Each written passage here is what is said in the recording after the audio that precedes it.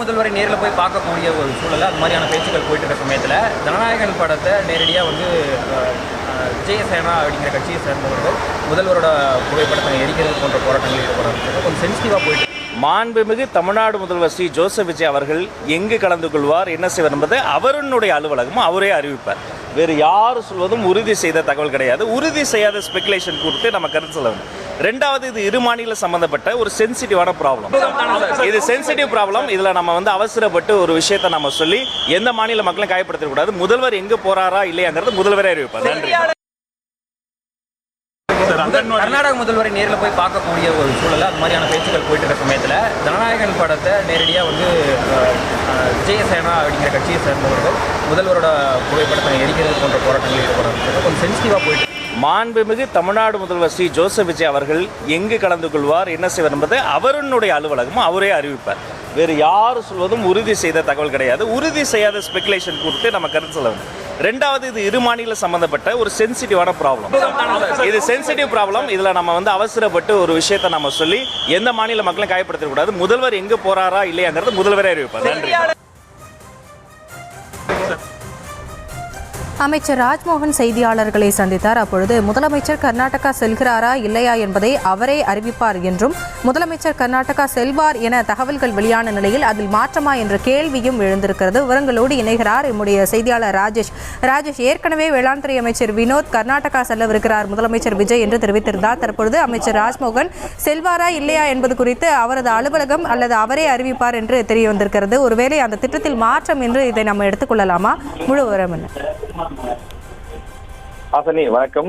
தமிழக முதலமைச்சர் ஜோசப் விஜய் அவர்கள் கர்நாடகா செல்வாரா இல்லையா என்பதில் தொடர்ந்து குழப்பம் நீடித்துக் கொண்டிருக்கின்றது. காரணம் என்னவென்றால், அமைச்சர் ராஜ்மோகன் அவர்களுடைய இந்த கருத்து என்பது தற்போது அந்த சந்தேகத்தை நமக்கு தூண்டிவிட்டு இருக்கிறது. காரணம் என்னவென்றால், முதலமைச்சர் கர்நாடகா செல்வாரா இல்லையா என்பதை முதலமைச்சரே அறிவிப்பார் என்று சொல்கிறார்.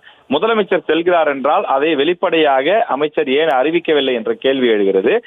சில நாட்களுக்கு முன்பு வேளாண் துறை அமைச்சர் வினோத் இது சம்பந்தமாக பத்திரிகையாளர்களை சந்திக்கும் போது அவர் தமிழக முதலமைச்சர் ஆகஸ்ட் 3ஆம் தேதி கர்நாடகம் செல்கிறார் என்று குறிப்பிட்டிருந்தார். இதனை உறுதிப்படுத்துவது போல கர்நாடக முதலமைச்சரும் சிவகுமார் அவர்களும் கூட பேசும்போது அதுதான் சொல்லியிருந்தார். ஆகஸ்ட் 3ஆம் தேதி தமிழக முதலமைச்சர் இங்கே வருகின்றார்.